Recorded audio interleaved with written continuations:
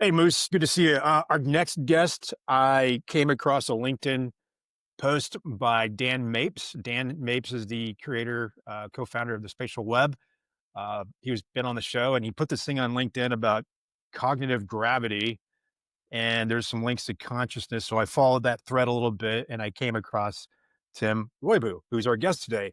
I don't know much about Tib, and I'd like to start off by asking Tib to introduce himself, and I can only imagine this is going to go into about 1,000 directions once this conversation gets going. So, Tib, could you give us a little background on who you are and what you do?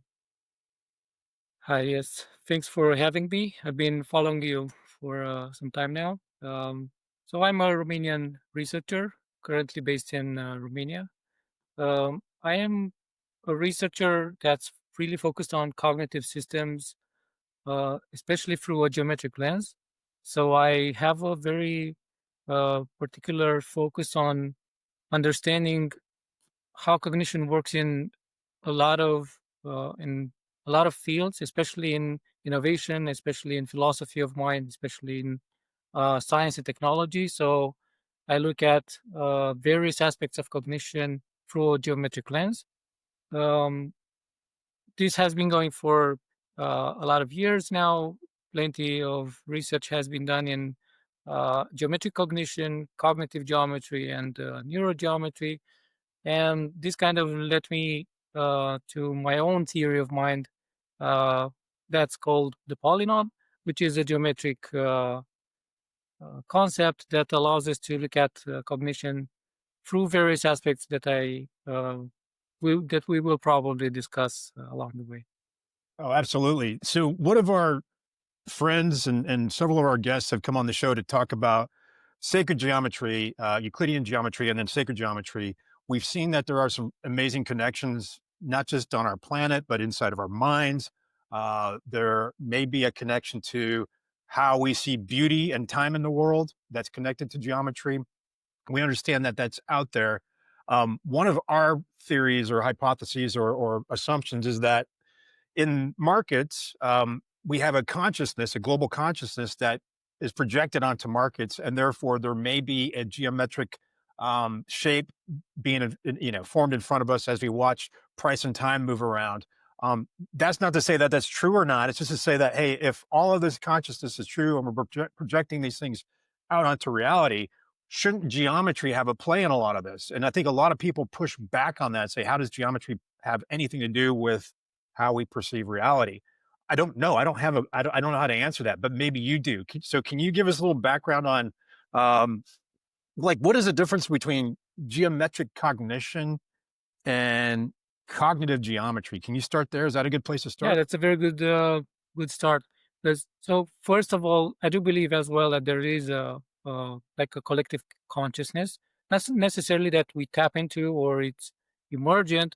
That's still up for debate, depending on um, whoever has the most holistic theory of everything. Let's say, but I do think that you'll find geometry all the way down and all the way up, and this is not just a belief. It's at this point, it's like I called it, hidden in plain sight science. So I use this to describe cognitive gravity. But basically, to answer your question, um, the mind uses various aspects of geometry in various aspects of cognition. So when you say geometric cognition, we refer to the content of a thought or of an emotion. So basically, how do I rotate certain objects in space, or how do I orient, to refer to the OODA loop, right? Now, when you say cognitive geometry, you will look at what is the structure of that content. How is it organized within specific um, categories, in specific dimensions, let's say cognitive dimensions, or specific areas of geometry that will allow us to understand what is the actual structure of that cognitive space, that framework, or whatever is being thought about. Now, there's a third one as well, which is called neurogeometry, and that is um, talking about the actual substrate. So, what is the physical substrate, the neurological aspects, biochemical aspects that are being involved. How do we trigger um, sensory motors, um, nervous systems, whatever is within the body, or perhaps outside the body when you take this kind of analogy and put it into an LLM, for example, right? Yeah. So yeah, um, there's a lot of geometry involved in cognition up to a point that my postulate would be that geometry is cognition. So there's an equivalence here between the two because everything happens within a particular setup, which is traditionally called the space-time. Now, the space-time is this construct within perception, and it is relative to an observer. Now, okay, this space-time exists as a projection, exists as a probability that has to be explored and so forth, but then it would still be relative to an observer. So I think these are useful um, properties, let's say, of perception that we can play around and understand through geometry, and then can be applied in um, any number of frameworks, be them abstract about philosophy or, you know, forms that go beyond our perceptual Yeah. capability, or within specific technologies, AI, LLMs, military through OODA loops and so forth. Yeah, UAPs, aliens, you name it, right? So we talk a lot about John Boyd's observer-oriented decide act loop on here. We talk about orientation. I want to go back in time, and I want to bring Moose into the conversation to bring up some of the folks that John Boyd was looking at 30, 40 years ago. So let's go back in our, back 100 years, 200 years, or 50 years, whatever it may be. And let's talk about the people that influenced not only John Boyd, but also you, Tib. And I think there's one in common. And Moose, I want to start with you. Well, Tip, when I was listening to you, I thought of Teilhard de Chardin in the noosphere when you're talking about like a shared state of consciousness that becomes widespread. And I think you used the term collective concept. And I don't know if you've ever looked at Teilhard de Chardin, but that was an influence on Boyd. It's one of the books that he read. And then there was also a lot of similarities with the work of Marshall McLuhan around Teilhard. What about I'm familiar with the noosphere. You're familiar? So I mean, is the Polynon? Is there? Do you see the connections and the similarities to? Because it seems like it seems like when So basically, there's a lot of similarities between any number of work that tries to capture all of these levels between. So going basically between a dualistic approach where the mind and body are separate, and coming into this kind of equilibrium between worlds up until a point that you either have an emergent aspect, which traditionally would be called consciousness, or you understand that consciousness is the fundamental substance or field for which this cognitive construct that we are perceiving as reality. And upfront, the Polynon and myself, I am an idealist, so I do believe consciousness is fundamental, but I don't believe that mind and body are separate entities, or there's some kind of emergence. I do believe in non-dual monism, so that would imply that any both extremes are just two sides of one coin, and this one coin is eventually the consciousness. So this is the proposal of the Polynon in this way. To answer more specifically, when you talk about observation, for example, so coming back to just the first O in the OODA loop, and you'll see it makes sense. You talk about perception, you talk about geometry, all of these aspects, but there's a specific loop that happens here between the observer and what is being observed. And this is what we try to represent, try to defined with physical laws, defined with all these frameworks that allow us to push forward as humanities and to understand what is the purpose for us here. And this loop has been a very repetitive theme and a motive up until, Plato and Pythagoras or the Greeks, because everyone has this intrinsic understanding that there's no difference between um, what is my internal representation of the world and the outer representation with which I am interacting with. Now, of course, this loop has been represented in physics as a possible wave function collapse. In predictive free energy step. Sorry, can't quite recall the name. Free energy principle. Yes. We have the prediction and updating the belief system and so forth. So you keep stumbling upon this kind of loop, which inherently is a loop between the observer and the observed.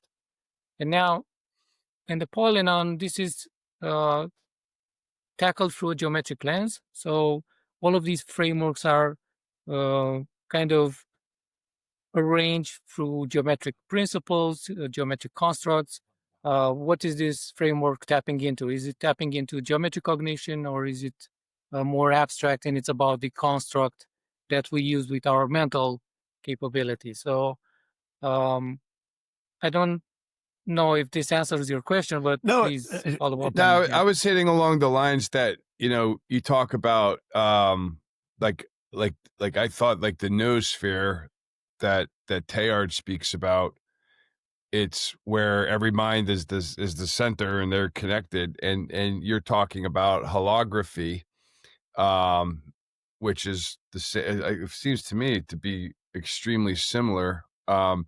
His sort of has an end state in mind when Teilhard says that we do all these things and think all these things or whatever. There's the omega point that we're evolving to. Polynon doesn't necessarily have an end state in mind the way Teilhard does, and I understand his because he was a Catholic priest and he's thinking, leading to salvation or the end of time or whatever. And I think that might be maybe sort of a structural difference. Is like he's explicit to say that all that we observe, all that we see in history is trending towards the omega point, where Polynon doesn't really have a convergence endpoint in mind, does it? Actually, it does. And now this is a good question. Basically, the convergence of the polynon is it's one true vertex. Basically, consciousness being fundamental, consciousness cannot be known. So every time we try to have a cognitive experience, or we have a cognitive event, or we measure something, when we measure quantum fields, for example, or we have a wave function collapse, what happens is we disrupt the consciousness continuum with a cognitive experience or with experience. So now what the polynon states is that everything that's within cognition has this geometric aspect to it, and we can measure it, we can have a representation of it, and this is in line with everything that's happening in any kind of field that uses math, that uses physics and so forth, but also is aligned with the traditional idealistic framework that we see, for example, in Advaita Vedanta, or in ancient traditions that were more connected, let's say, to this kind of approach, where they understood the underlying mental or cognitive aspect of reality. So the endpoint of the polynon, and by that you mean Eastern. You're just talking about Eastern thinking. Yeah, mostly of it, yeah. So basically, the postulate, let's say, of the polynon is that you cannot measure consciousness, but you can measure the way it's representing itself through cognition. So there's a lot of paradox here that you kind of have to allow into your mind in order to understand the purpose of the polynon. But once you do, things become really easy in terms of not thinking linearly, for example. What's we haven't your really what, we oh, I haven't was, really talked about Polynon yet. So we're just talking about it. Can we go into that a little bit deeper and just ca- explain what that is? well, Yeah, of course. before we do, can I just tag on what you said? So Boyd studied a lot of Eastern philosophy. So there was a considerable amount of Eastern philosophy and Eastern thinking, Eastern religions that went specifically into his later work, which beyond Sun Tzu included a lot of the religious texts of the Hindus and the Buddhists and the Taoists and things like that. So I'm wondering when you brought up the comparisons to things like Vedantic and other things, um, when you show this theory, I mean, it seems to me there's a very clear distinction between this and like your standard run of the mill, Western theory, that's possibly limiting to what humans are capable through their cognition. Yeah, so that's a very good argument, but this is by design, let's say. So while I work on the concept and really capturing all this philosophy within a geometric construct, I look at what can be done with current technology, with current, let's say, philosophy of mind and so forth. So I'm looking at what are the contemporary arguments for consciousness being fundamental, but I'm looking at through a very, I try to be as scientific and try to follow the scientific method. Try not to go too speculative because it's really easy to do this, especially when you talk about these kind of abstract or even metaphorical subjects. But coming back to consciousness being fundamental, I think this topic hasn't changed, or the debate hasn't changed, for thousands of years. We only managed to have a very good description of what reality is through our senses.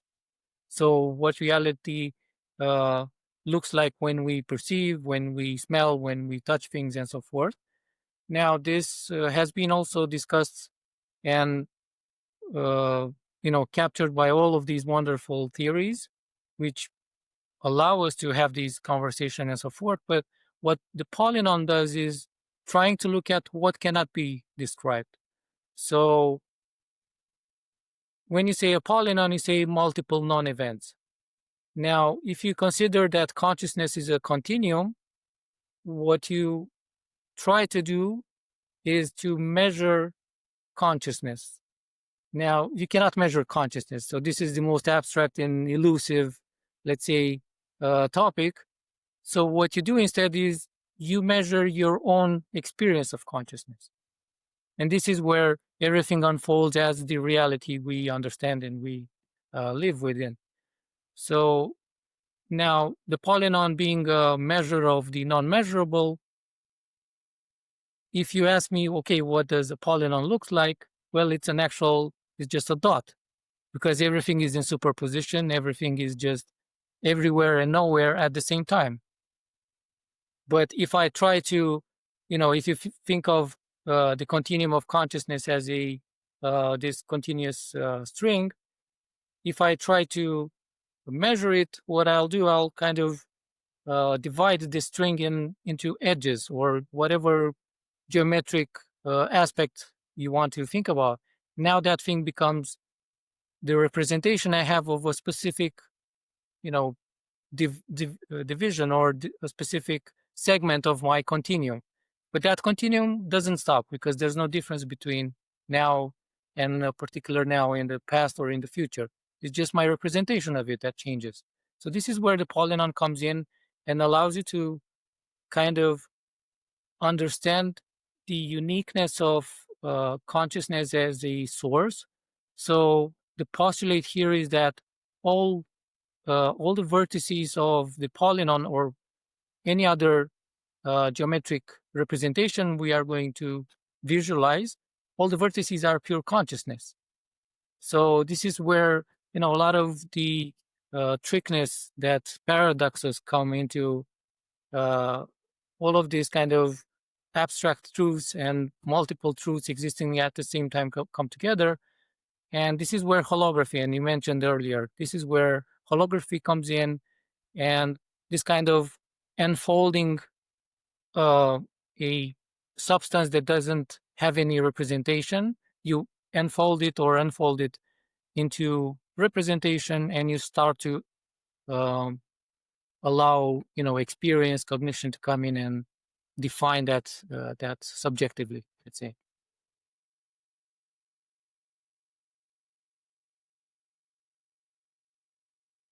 And the connection to geometry with the polynon, is there something called is a polytype? Is that right? I'm just trying to understand like where you came up with the idea or where this emerged from. Yeah, the idea came up, studying basically all of the concurrent theories of mind. They all use geometry in a more direct or in a more representational way. In the Polynon, for example, geometry is more structural. So geometry is cognition. It's not just a tool to allow us to understand reality and so forth. So the idea came up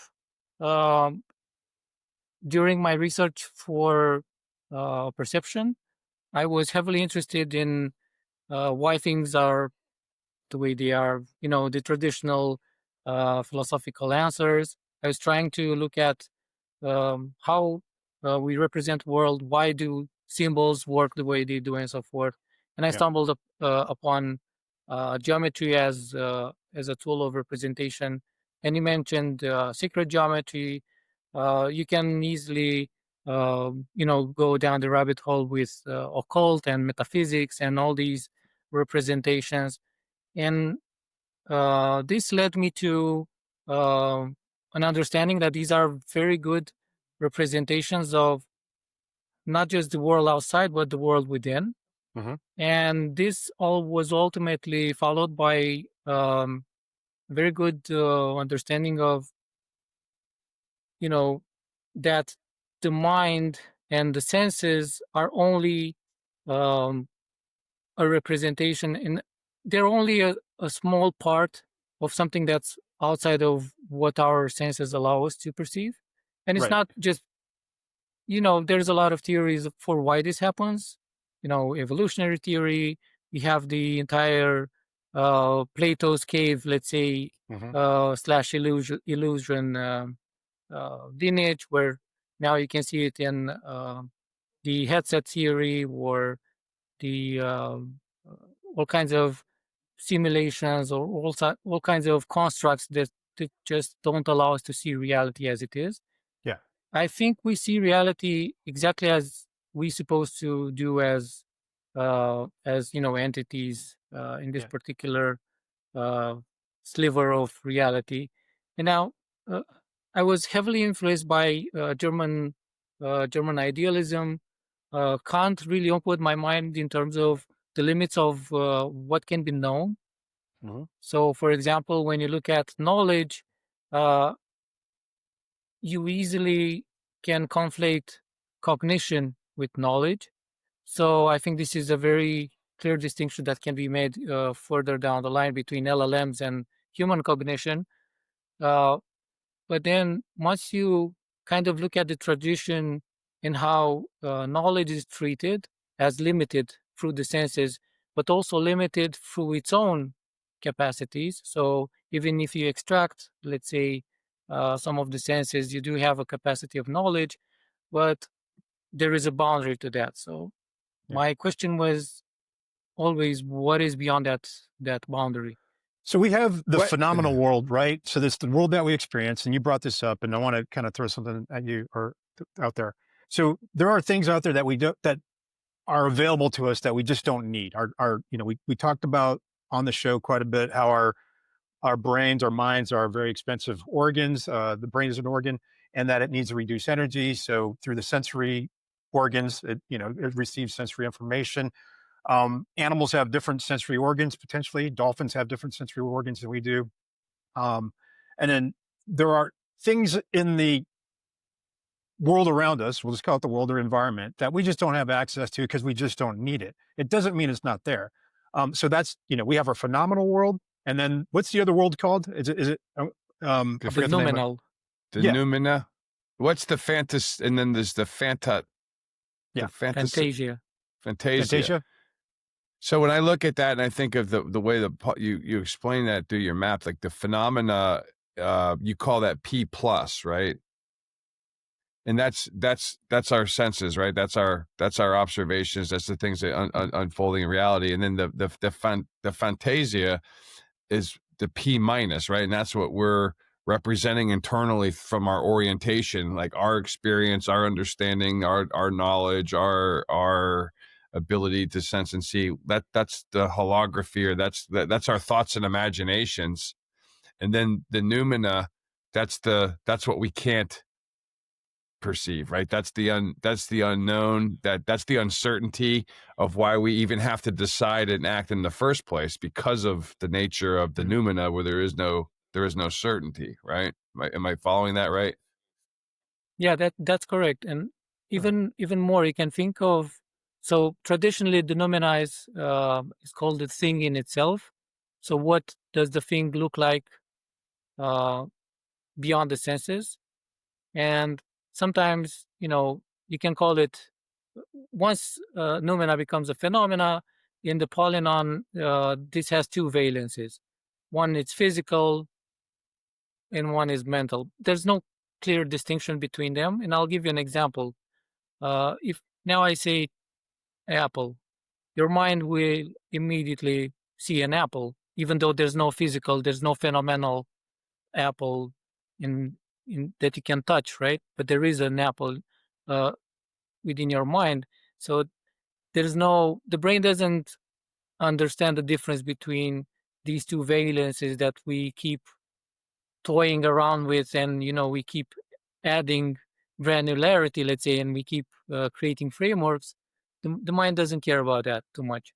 So this is where the holographic principle comes in, more difficult aspects.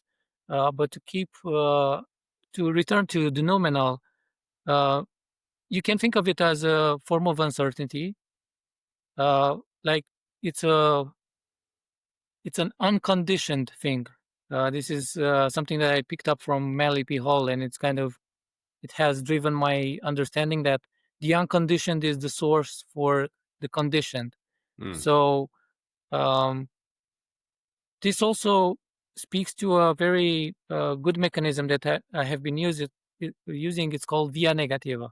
So you have to understand that if you speak about a thing, you automatically speak about another thing, because you are conditioning that thing to exist. So you are I can't applying know a light. boundary.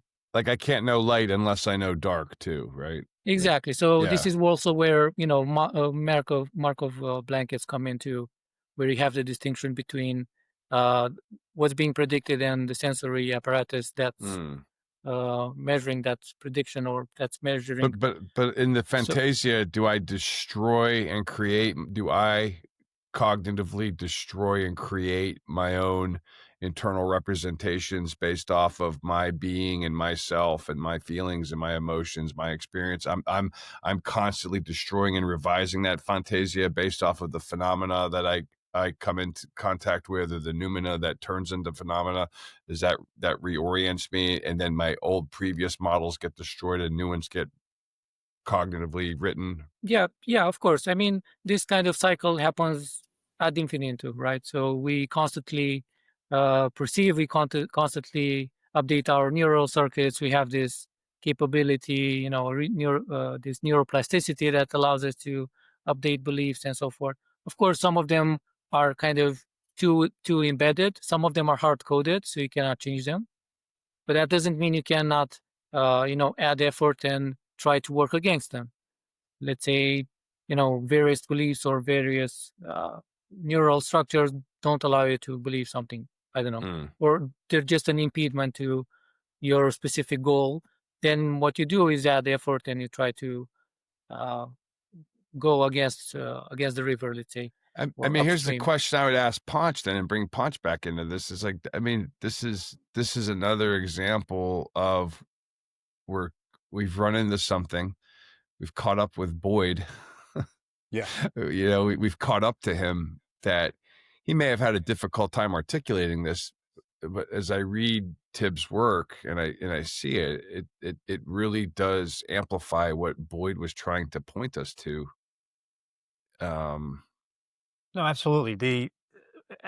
Again, this is next level Boyd work, and I hate to call it that, but this is a continuation of what we learned over the last thousands of years, hundreds of years, 50 years, 20 years.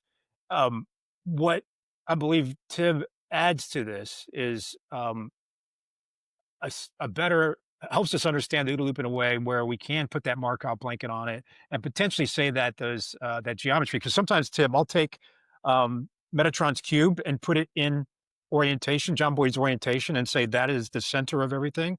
Because Metatron's cube kind of represents all the possible, if I understand it correctly, all the possible geometric shapes in the universe.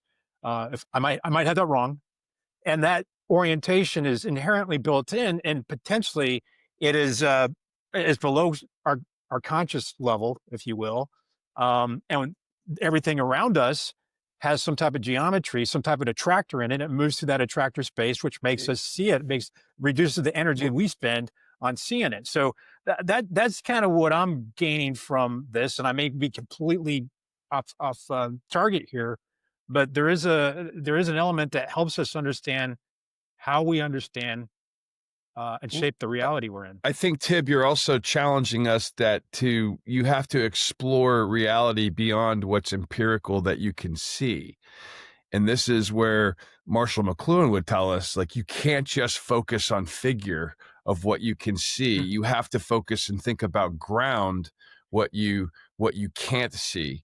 I was explaining this to theologians the other day. Like, in the creed, it says all things visible and invisible. Well, most people only focus on the visible, but your work is reminding us that there's observable realities that the universe governs, and then there's things that we can't see that are outside of those regular patterns that create the mismatches that we have to encounter, and we have to redefine, and we have to rediscover.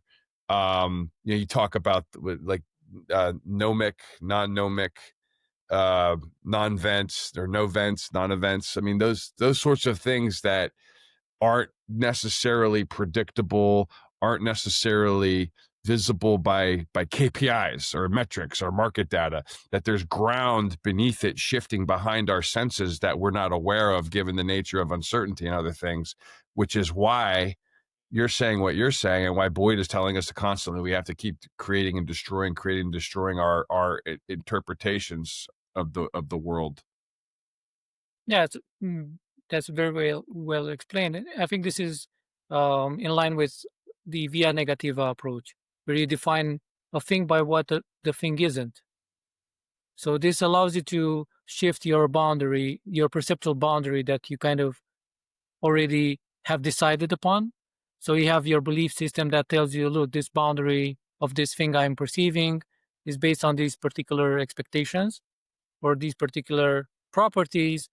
But then I'm only looking at, what's in front of me. But if I have a specific framework that tells me, look, there's more beyond this, there's more substrate than representation, then everything kind of shifts this boundary, and you understand that the boundary is only perceptual. So it's much like a lens. So if I put my microscope, I'm going to see that there's no actual boundary between my finger and the table. It's just atoms looping around and create this kind of energy space that prevent me from pushing forward.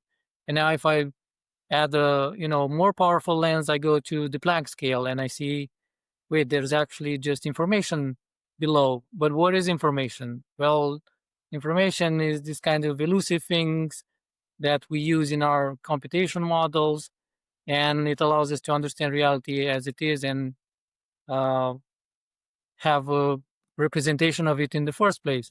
So now if I add a less powerful or different kind of lens, I'm going to look at, the moons circling around Saturn, or I'm going to add a very powerful lens that allow me to look at the far end of the universe.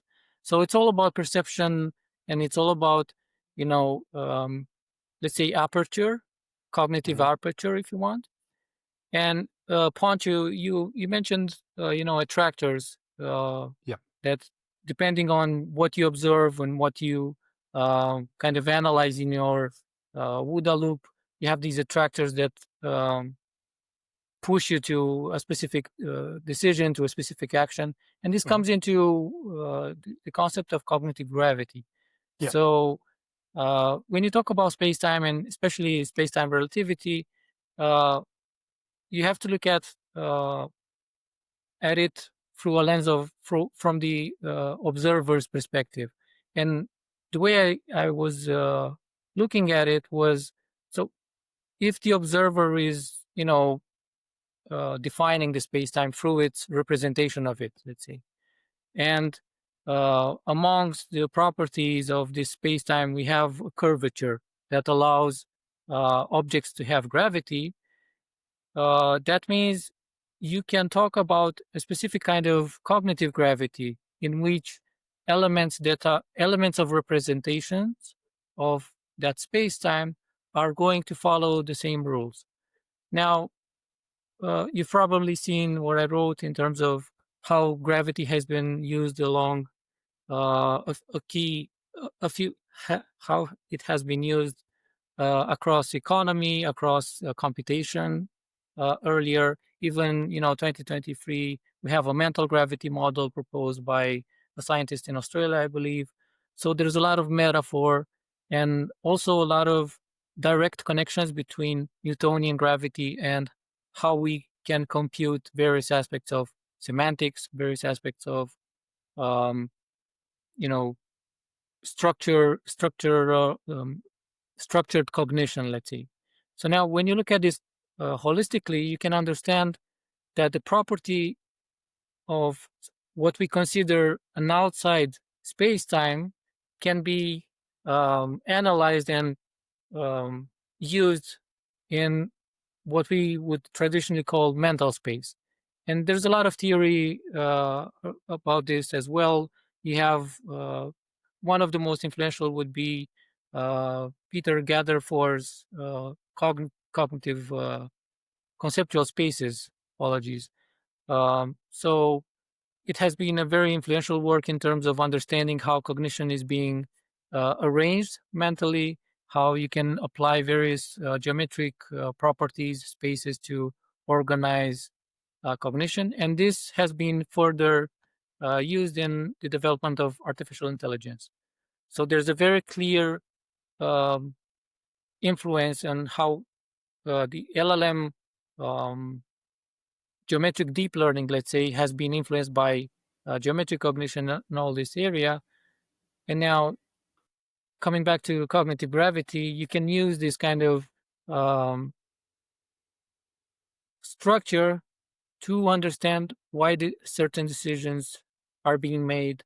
Why do we use language the way you use?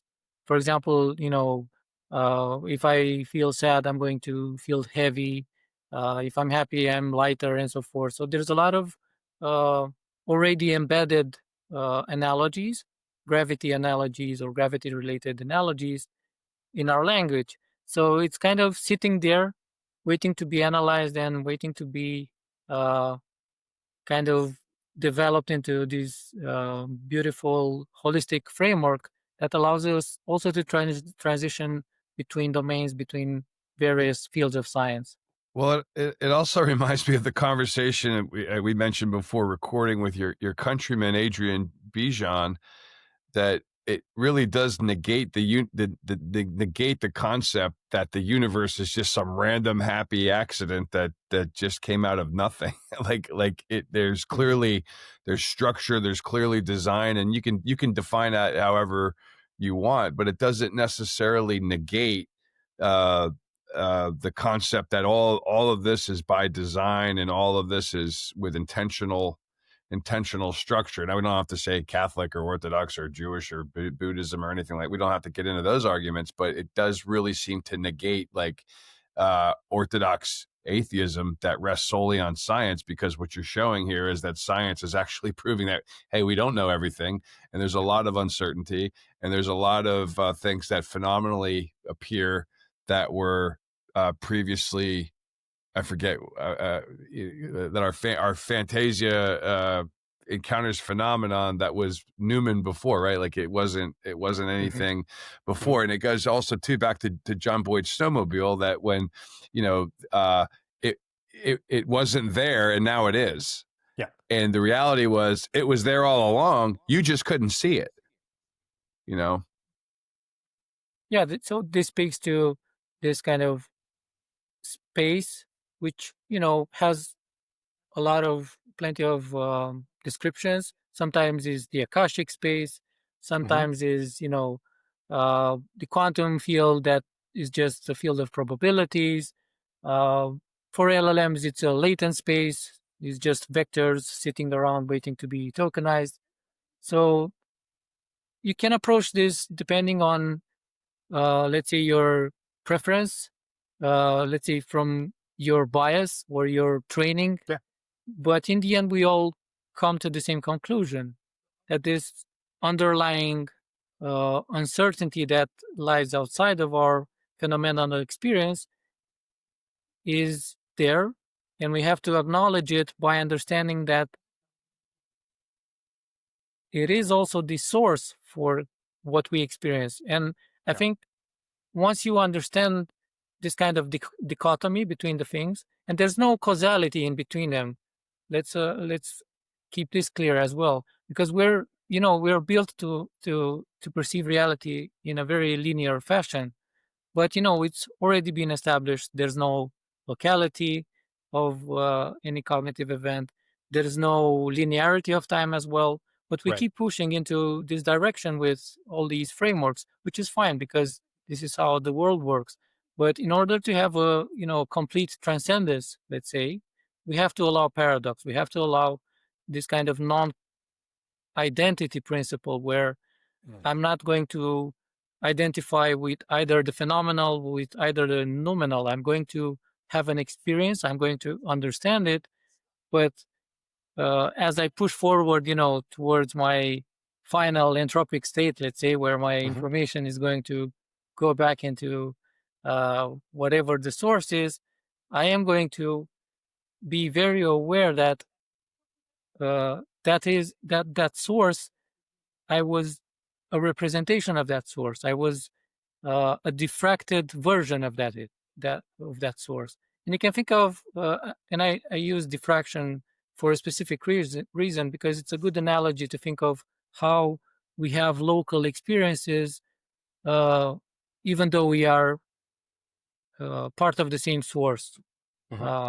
So if you look at a river, or you sit by the sea and you find waves that are reflecting light or diffracting light, you have this sense that each individual light has its own source of light, but it's actually the only one single source.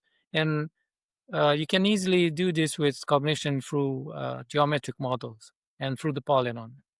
Like you're not making a God versus no God argument. You're basically saying, what's the nature of the noumenal ground that consciousness continues to reveal? Like there's clearly something going on, or there's clearly more than just trust the science and that's it, because of the noumenal ground that consciousness arrives to as phenomena presents itself, right? Is that a fair? Yeah, that's correct.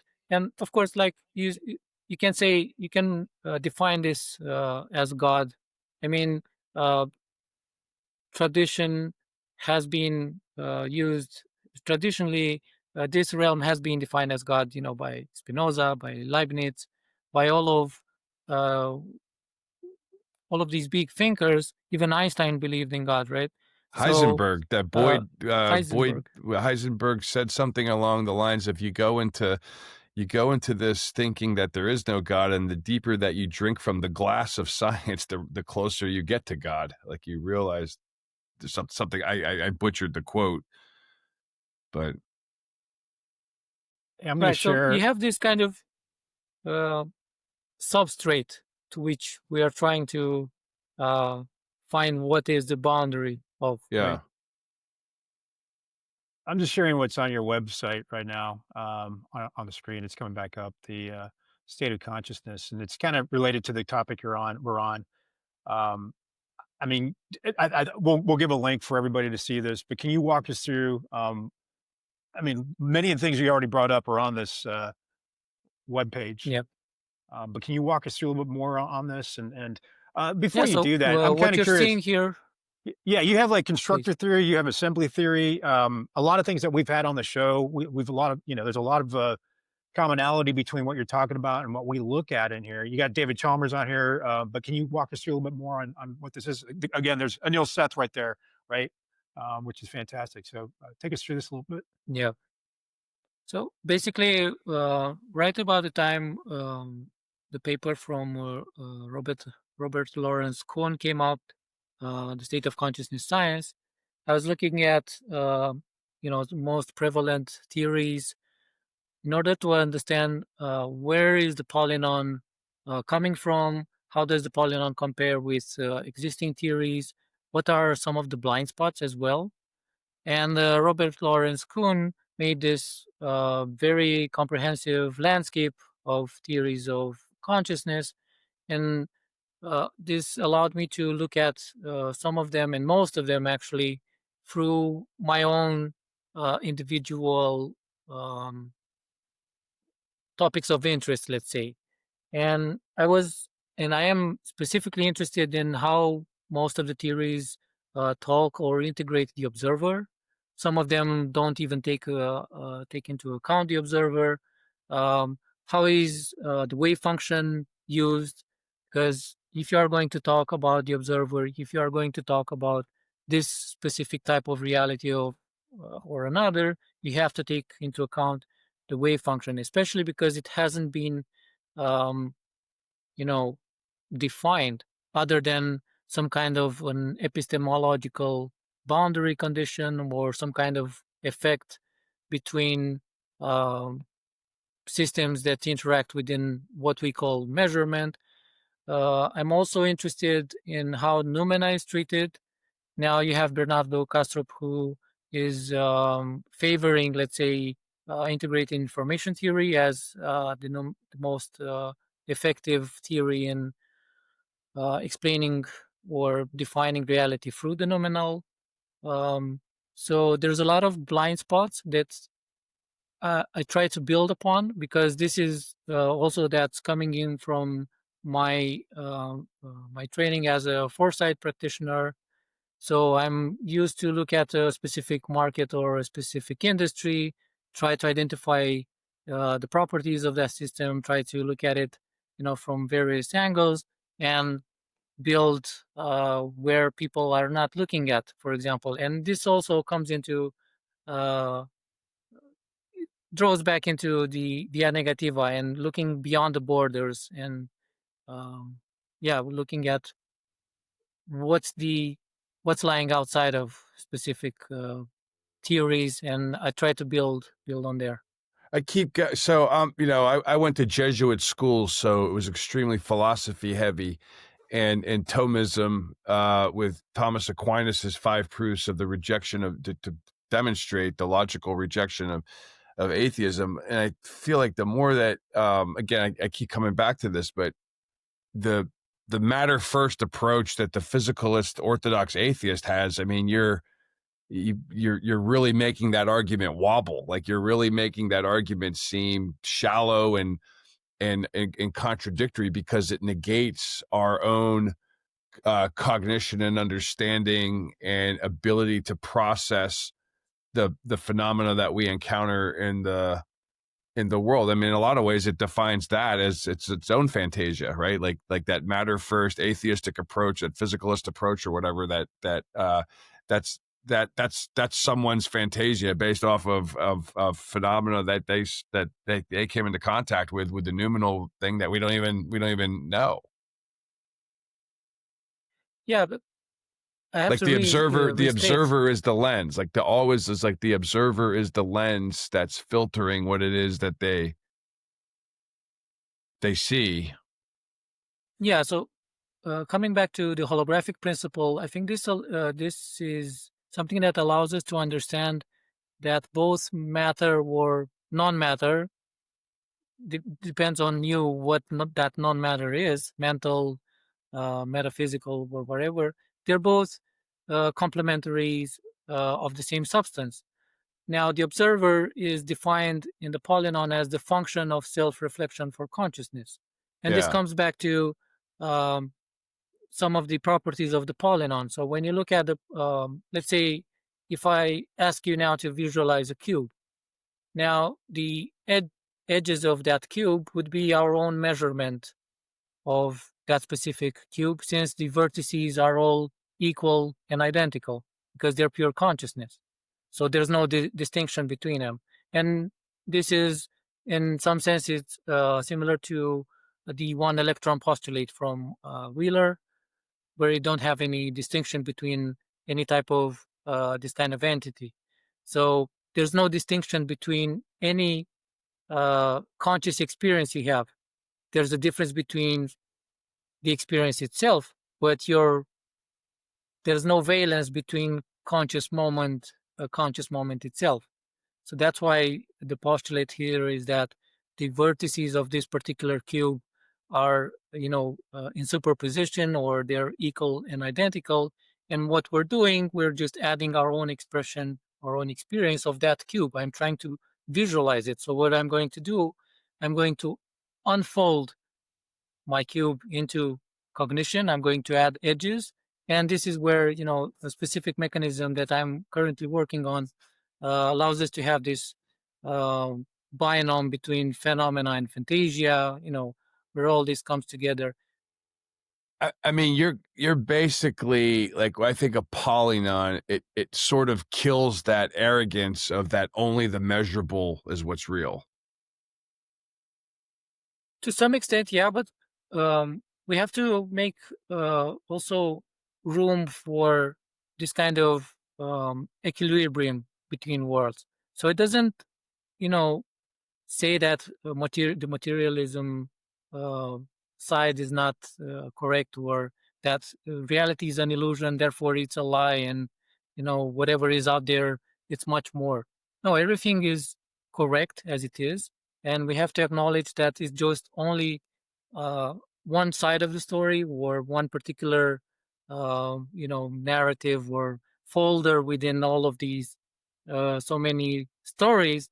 And I usually look and use there's a very clever analogy I like to use here.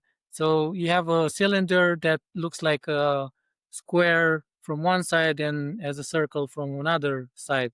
And, both parties are arguing about, no, this is a circle, but no, it's actually a square.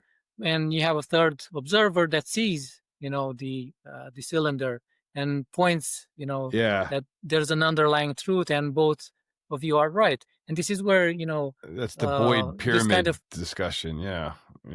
so this is where the paradox comes in, and we have to allow paradoxes, and we have to allow multiple truths existing at the same time without being in contradiction, but they are in some kind of complementary structure.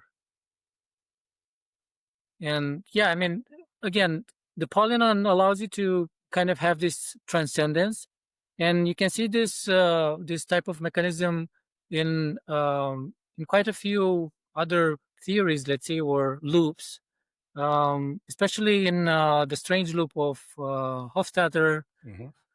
You can see it in Gödel's loop. So you can see it also in twistor theory from Roger Penrose, but they do have ontological differences.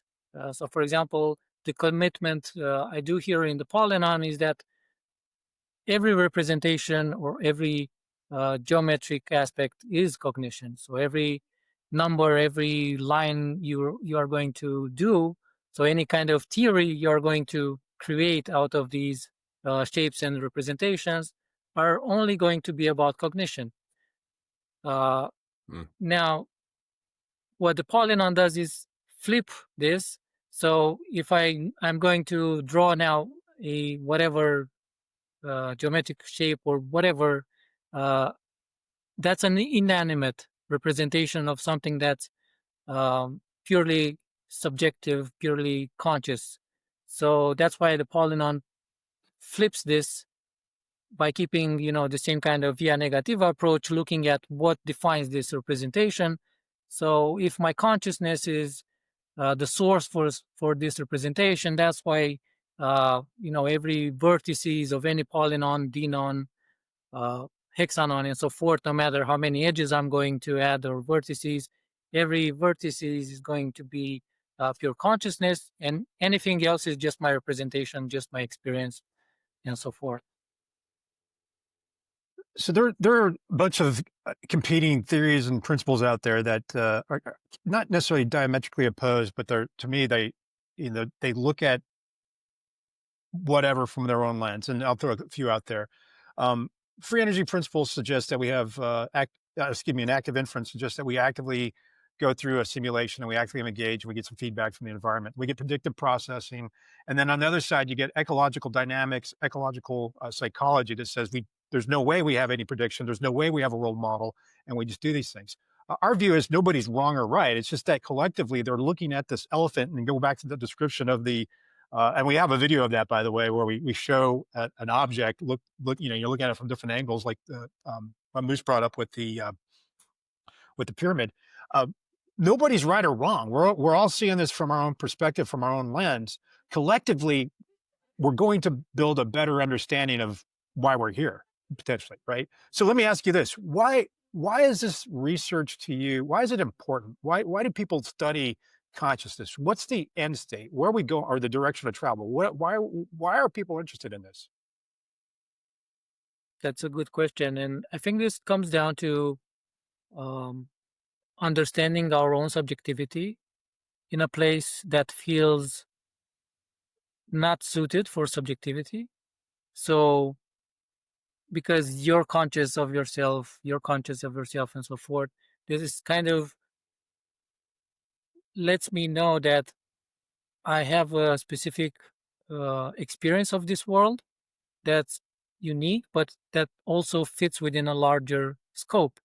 So while everything seems to revolve around my own subjectivity and my own experience, so everything feels really anthropocentric, let's say, all the evidence points towards something bigger than my own subjectivity. And I think we all try to understand, does this experience end when our life ends, or does this experience comes or is part of something beyond my own local experience of this reality? And sometimes there's no intrinsic motive for why do we ask. So sometimes we ask because it's just beautiful to discover and to create. And I think this is one of the actual purposes of the human species, to discover. And this comes back to the observer being the function of self-reflection. There's no intrinsic purpose. We're just here to have an experience. Now, due to various properties of this reality, this experience comes with properties, comes with morality, with judgment, with social structures, with culture, and so forth, with beauty, with what we can assign as truth.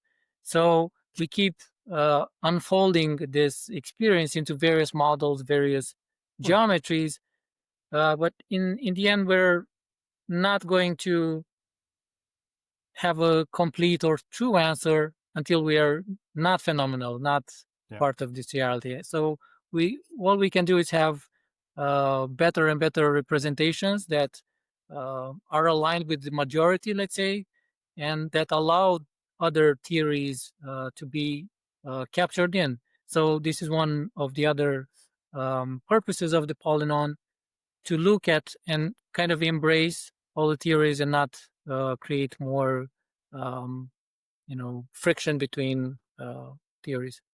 So I want to thank you for your time. And before we wrap up, I'm going to have a few other questions here. There's so much to go back and look at again from this, just what we recorded, and would love to have you back on because I know we're going to have many, many questions. But I want to make or see if there's any connection to like cymatics, to music. I know music is geometry. There's a reason we like to hear things certain ways. Music is in the universe, the spaces between planets and all that. There's geometry and all that. And now there's reports that psychedelic assisted therapy or psychedelic experiences allow us greater access to more geometry, right? Geometric shapes. This may be true when you meditate or go through yoga or whatever it may be, but have you looked into any of those reports or fields where they're saying people are seeing a lot of geometric shapes when they're in a flow state? Yes, and I think this is a very complex subject because it taps into, you know, all of these realms. So you mentioned cymatics, which is the science of sound. You mentioned waves, which goes into, let's say, quantum mechanics. You mentioned perhaps some kind of psychedelic or meditative state where you detach from cognition.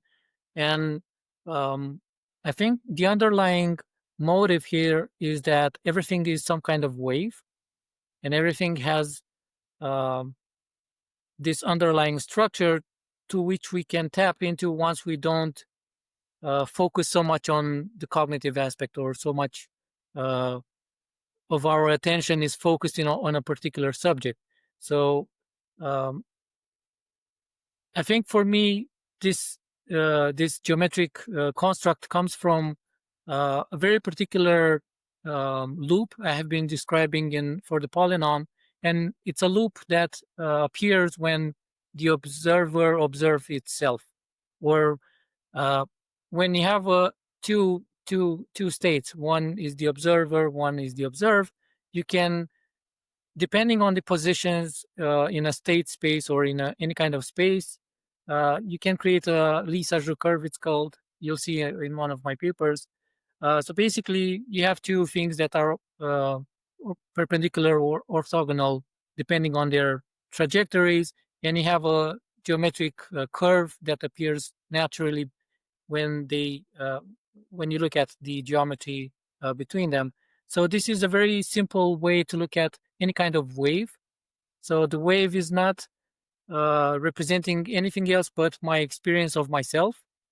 And once you extrapolate this to cognition, to meditation, to any kind of representation, it allows you to unfold all the geometries we see when we don't have a cognitive experience. It allows us to look at cognition through a very simple geometric perspective, but also that connects into already existing theories. I hope this answers this No, complex no, it question, it but does, there's and no simple answer. no, and like I said, I believe we're going to have another conversation in the future if that's not with you. Yeah, We happy to because do it. there's so many things that you brought up and so much that I think our listeners need to dive into. We need to write about to kind of make the connections and synthesize some of the things that were said in this episode. But before we leave today, Tib, where can people find your work, what you're doing? Of course, we'll share that on the show notes. And then what's next for you? So you can find my work on polynons.com. I usually post there my papers and my research. I'll post there soon updates as soon as I have something more concrete. Now, next steps are formalizing this into a very specific framework. So, all of my papers currently act more like white papers. Uh-huh. So, I do have a specific framework that supports some of the claims I'm doing, but I'm not published. They're not public right now because I'm missing some of the pieces, and I don't want to go into specific um, let's say, arguments or specific postulates without Uh-huh. having a very scientific background. I'm very careful about making these kinds of claims. I'm also very specific in having a very balanced approach between philosophy and science. So I do look at why some of the arguments are done in this way, in the Eastern tradition. How are these replicated in current scientific models?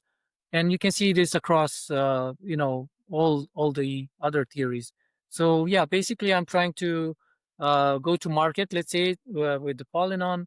I'm building a small venture in terms of building cognitive buildings. So we're trying to look at how the environment is influencing us through what's being called a cognitive building, and especially cognitive space. So I'm bringing some of this information into actual concepts that are going to allow us to better have better experiences in the built environment. So plenty of development coming in the next year. So I hope this makes a very good adventure for all of us, not No, just this for is me. fantastic. Moose, you have anything to wrap up with? No, I want to be. This is mind blowing. I mean, it affirms a lot of what we talk about, but it also too it challenges us to keep doing what we've been doing in the developing of this, because there's nothing that ever should have been static about Boyd's work, or McLuhan's or Teilhard's and everything. These things are supposed to be developed and discussed. So, yeah, to participate in this with you, Tib, any way we can is certainly an honor, and it resonates and hits, because I think it's very in line with what Punch and I collaborate and talk about basically every day.